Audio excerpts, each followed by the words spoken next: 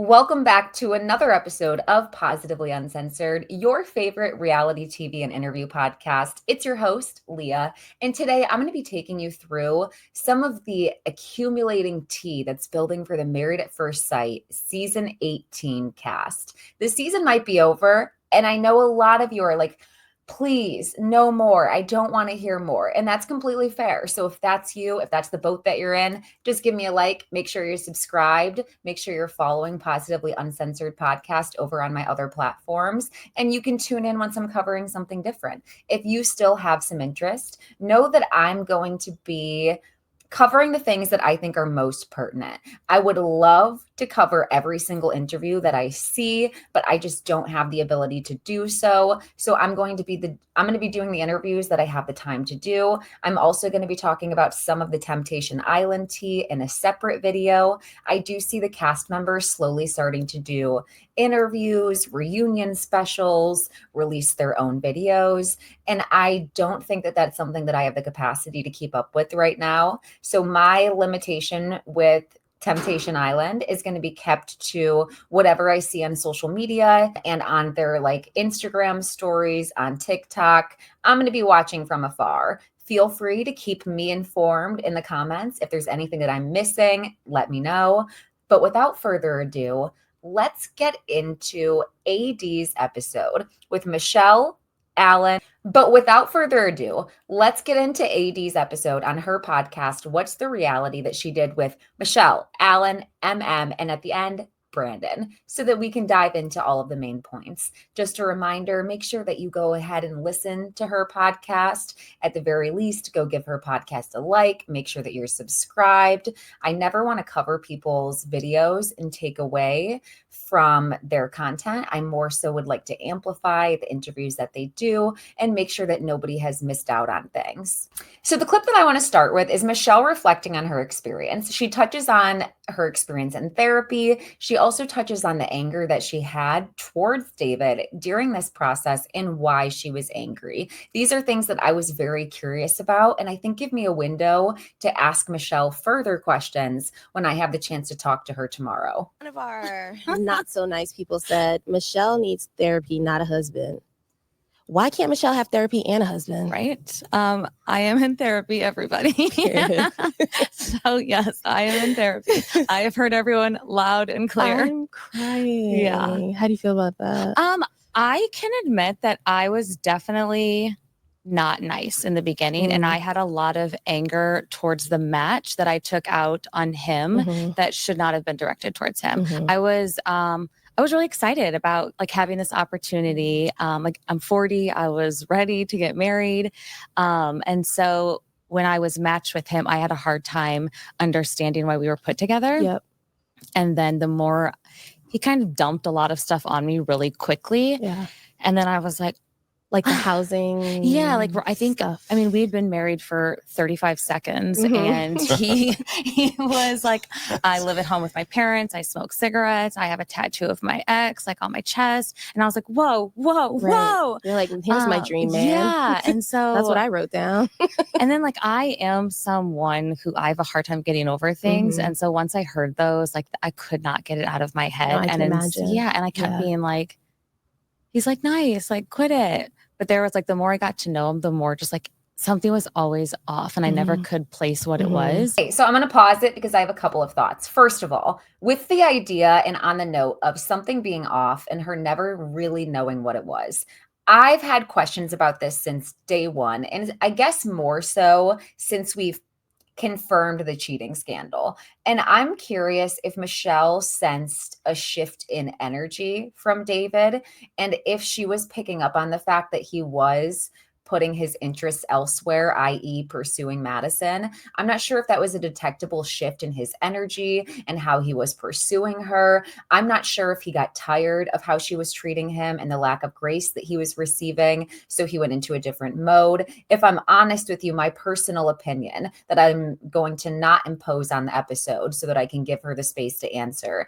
is that I think that David and Madison had a connection very early on since the honeymoon. And I think because they connected so early on, the version of David that she was getting was surface level and not entirely performative, because I don't necessarily think that he's like a mean guy. I don't think he's a mean guy blanketly. I think he's deceptive. I think he's kind of immature. I don't think that he came into this experience prioritizing committing to the person you're married to for 8 weeks, regardless of the ups and downs that you go through to see if you find love at the end. I think the issue has always been the fact that David and Madison were deceitful. They couldn't wait until the 8 weeks are over. And had they just been forthcoming the instant that they started connecting, that would have been better. Okay, so the other thing that I wanted to hit on that Michelle said was I wanted to talk about her saying that she has never really figured out why her and David were matched. And to me, it seems like her and David were matched mostly off of the physical qualities that she asked for. Now, granted, we may have seen a limited clip of this, but the verbiage that we hear Michelle use is that she is looking for a light-skinned Black man because that's what she has dated in the past. And it's like almost as if that was the only quality that she told them that she wanted. And it seems like that's, the quality that they focused in on the most. I also have questions for Michelle on her verbiage. A lot of questions came up when I heard her say that. It felt oddly specific. It's one thing to say that you have dated Black men in the past. It's another thing to say that you want specifically a light-skinned Black man. I found that very odd, with maybe like a tinge. I don't know. I guess white people can probably be colorist, right? I don't know. Let me know in the comments. It just felt like, what is your problem? Or would you have been opposed to dating a dark-skinned Black man? It felt odd on Michelle's end to specify that, and almost even a bit fetishy. So I'm curious just to see how Michelle answers that question. And getting back to the interview, it seems like, once again, physically is like the main basis, because somebody pointed out in my comments, Michelle and David were both each other's preference. She asked for a light-skinned Black man. He said that he had a soft spot for white women and he likes blondes. So physically, they were each other's type. Personality-wise, ambition-wise, interest in hobbies, they were immensely different. So I'm curious to hear about that. Going forward a little, I want to talk about the moment that AD asked Michelle whether or not she thinks that the show properly set them up for success. And I thought Michelle's answer was interesting, and it's something that I hope that I get to hit on more with her. Show wronged you in any way, or do you feel like you weren't portrayed accurately at all? I don't think I questioned the pairing I got, just because, again, I don't see what we have. I never saw what we had in common. Do you feel like you were set up for success? No. Yeah. I think I was set up for drama. I think we delivered on that. But yeah, I just don't see any world where him and I would have made it in the real world. Like, I don't think we would have ever met. I don't think we would have ever hit it off. I just have a really hard time seeing that. Yeah. I was portrayed to be exceptionally more mean than I am in real life. Okay. You only really saw when him and I were fighting. Like, there were moments where we had, you were nice. We were just like had normal days, like normal conversations, and none of that was portrayed. But I don't necessarily know if I feel wronged by that. A lot of people that get bad edits blame like their kind of reaction from the public on production. And I said and did all of those things. I just also did nice things that weren't shown. Right? Yeah. So it wasn't like I did those things. Yeah. Now, what I'm curious about as well is David implies in his interview with Denise Brady, the therapist, that she did over on her YouTube channel, that him and Michelle had no interactions off camera, and that they strictly spoke to one another for a filmed scene.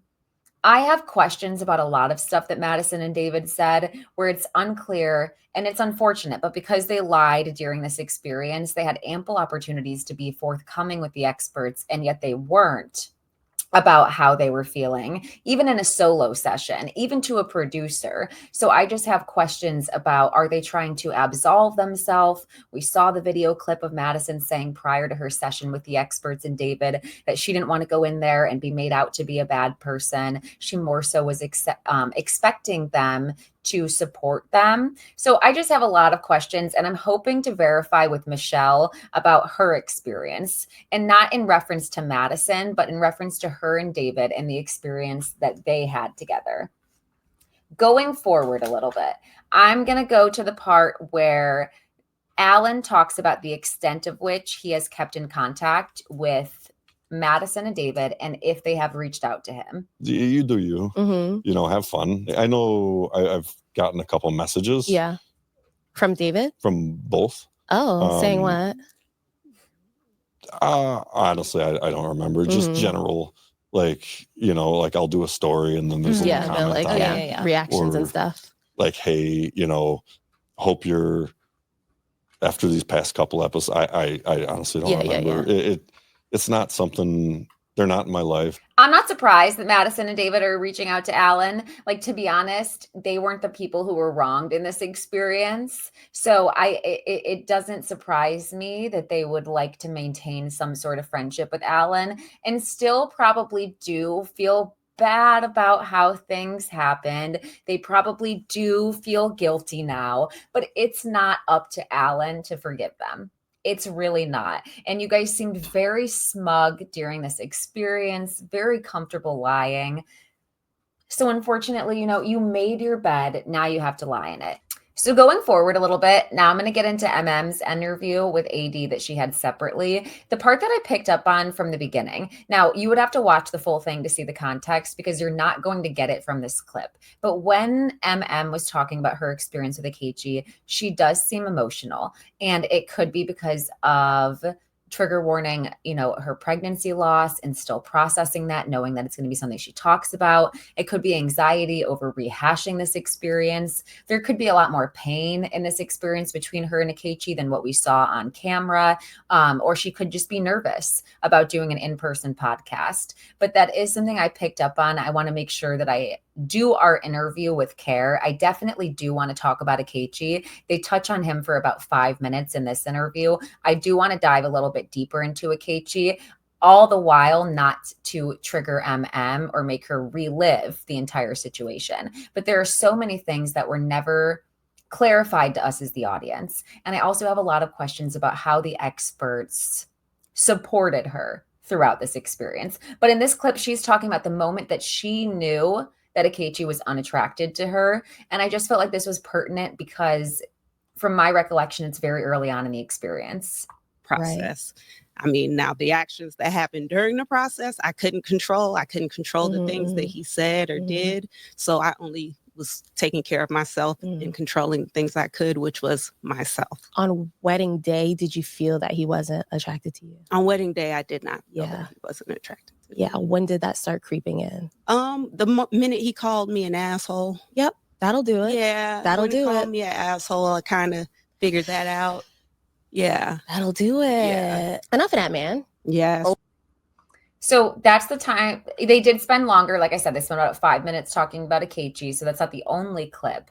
But that was one of the main takeaways that I had. Next up, they talk about Brandon. AD asks if Emem understands the audience's perception and hesitation with Brandon, which I felt like was a very valid question to ask because I also was curious about that.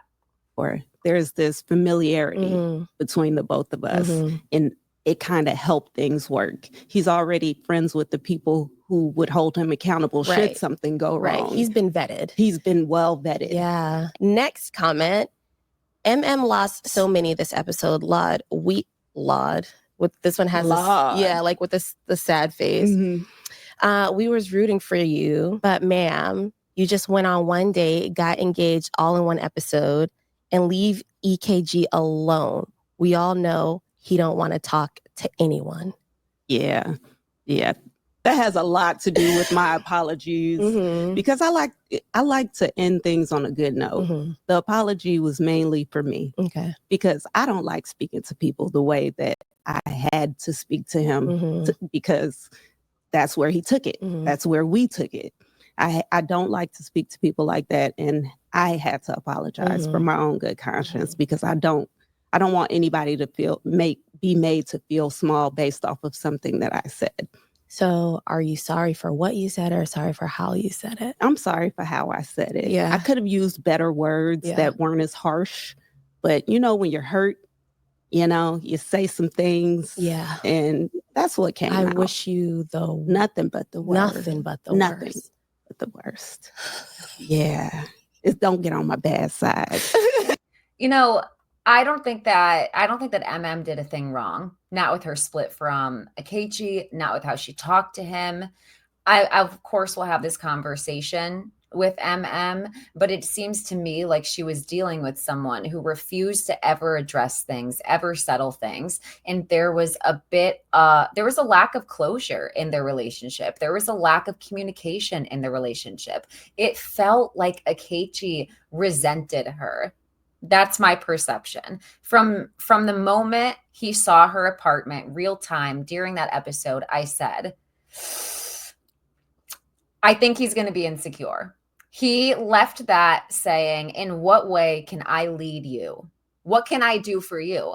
He has, a patriarchal view of what the man should be doing in the relationship, the gender roles. He wanted to be the provider. And because immediately he saw that he wasn't in that, I feel like he was in a position to make himself feel small and project that onto Emem. She also made a comment while she was there that she has struggled with this. There's been similar reactions to people who she has been dating once they come over to see how successful she is, her apartment, that she doesn't need them. A piece of me wonders, no, I'm not a man hater. I'm in a very happy relationship, but a piece of me wonders if when men worry about something like this, if a part of it is control for them.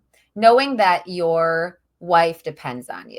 I understand a piece of it is just feeling responsible, society's conditioning, but I do wonder if for certain individuals, wanting to be the leader in that capacity and not wanting your wife to have the security and safety net that she has and be successful in her own right, if that is, like I said, a control thing, because she could leave you technically at any time. And I think that in insecure men gets at the deep root of their issues. So I don't think she did anything wrong. I think the moment that he went to her apartment, she mentioned she had trouble with people seeing her success, either being jealous of her, insecure, or otherwise. And I think when he heard that, he immediately preemptively decided that Emem was going to project that onto him. That's my perception, on it like a sociology, anthropology, psychology level. Like that's just what I'm thinking. I'm not going to say that is what happened, but that's what it felt like to me. It felt like between the insecurities, between the fact that he just put on her that that's how she was going to feel about him, which is not her fault, by the way. She didn't make a mistake by saying that. She was being honest and forthcoming about the experience she's had. And I think she thought that she was in a safe space with her husband, whom would reassure her that wouldn't happen between the two of them. So I'm very curious what happened. We saw the close connection on the honeymoon. We saw the shift afterwards. So there are just a lot of things that I would like to hit on. Yes. So let's say it didn't work out immediately. Yeah. And the show, they're still filming. I can't go and file for divorce because people immediately people, people online, they are detectives. They know your mama's middle name. Okay. Before you're even before the show airs, they know your whole background. They have found out so much stuff that I'm like, where are they getting this information? Yeah. But yeah, they will find out and then it will ruin the season. Okay. So we cannot divorce until it's all wrapped up. Interesting. The second the reunion airs, I wonder why they're not allowed to get a divorce. You would think the day it happens, they would allow the participants to split up. It's kind of shocking to me that still presently, all of them are still married. And somebody, like, if an attorney is listening to this, is this a legal thing? On one hand, yes, they don't want to spoil the show. But is there like a legal thing with all of the marriages coming through Kinetic? Like, do they have to stay married for a certain period of time as well? Like, is there an additional layer to this stipulation? It makes me curious. Okay, so Brandon, let's chat. Yes. The people want to know, what was it about Emem that made you move so fast? What happened here?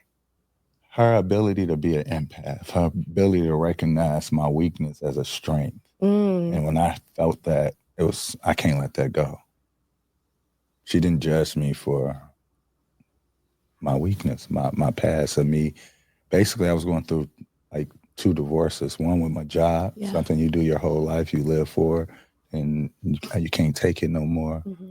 And everybody else looking around me, you this big, strong guy, you tougher than that. And it's not. We all cry the same. It's not. It sounds like you two found each other at the most perfect time and were perfect for each other at that time when your paths crossed. Funny you say that, because when we first met, we always talked about our fathers. And her father passed and my father passed. And I'm like, it had to be my daddy up there talking like, I got a son. And my daddy like, I got this daughter. That's the jokes we talk about. Yeah, we definitely crack that joke regularly. I love that. Like, she was telling me earlier that you guys are from the same. Okay. So listen, this is my parting thoughts. I think that Emem is a competent woman. I think that she has discernment. I think that she was treated horribly by Akichi during this experience.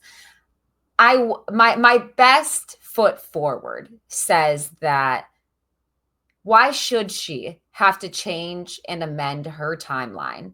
She wanted to find a life partner. That's what she was hoping to walk away from in Married at First Sight. As viewers, we want people who really genuinely want to be married. She wanted to be married. After the experience, she met someone. It feels fast. It feels preemptive, but part of me wonders if it's unfair to expect her to wait a certain amount of time or let this experience, which was horrible for her, have a long-lasting impact on her dating life.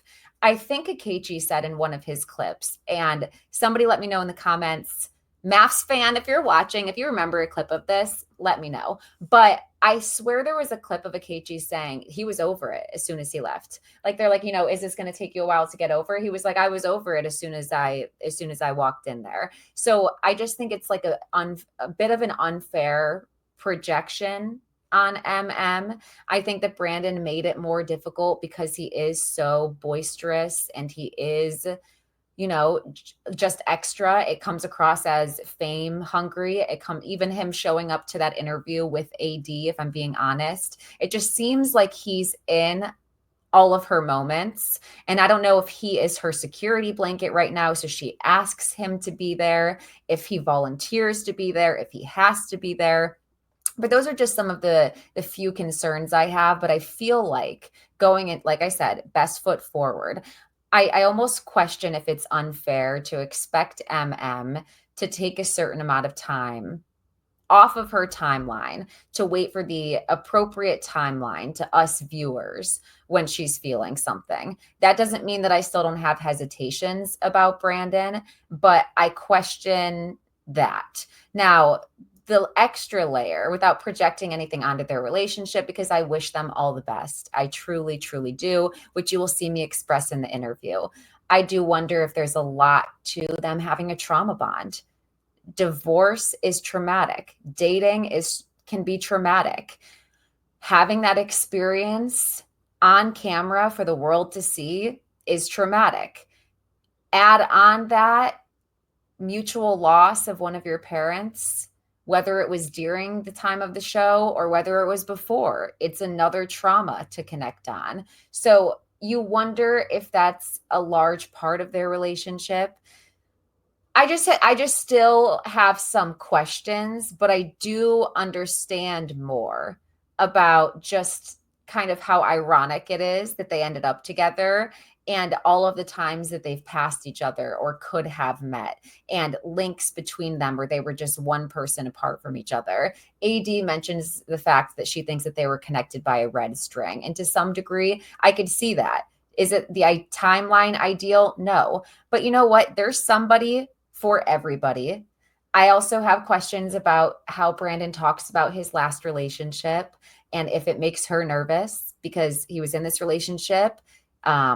I'm sure at one point he described his last relationship as being the love of his life, the most love he's ever experienced. He's never had something like this. He had children with this person, married her, stayed together. So that it makes me question if she's apprehensive that one day he felt like he was driving down the road in their relationship and just trucking along, going through the motions, and was no longer happy. You know, it just makes me wonder all of those things. I'm also really curious as to what Brandon's career is. It sounds like he went through, I don't know, horrific firing, or it sounds like they made cuts in the department, or it sounds like the career itself was very draining. But presently, at the time of that episode, he had retired from his job. So, you know, I have a lot of questions. I guess he was only on his sister's couch for 72 hours before he went to his own house. He did have a house. He just wasn't sure whether or not he wanted to sell it. So that's more context that I got from the interview. I am still excited for my interviews tomorrow, April 4th. I am the only person who edits on my podcast. I do all the editing, all the posting, all of the interviews. So it may take me a day to be able to get the episode out. But I'm going to start with one episode on Saturday, and then I'll probably release the second one on Monday so that they each get time for you guys to digest them. And you don't feel overwhelmed, neither do I. Everybody, have an amazing Thursday. I'll definitely be checking in with you in a subsequent video so that we can talk about Temptation Island and the grant of it all.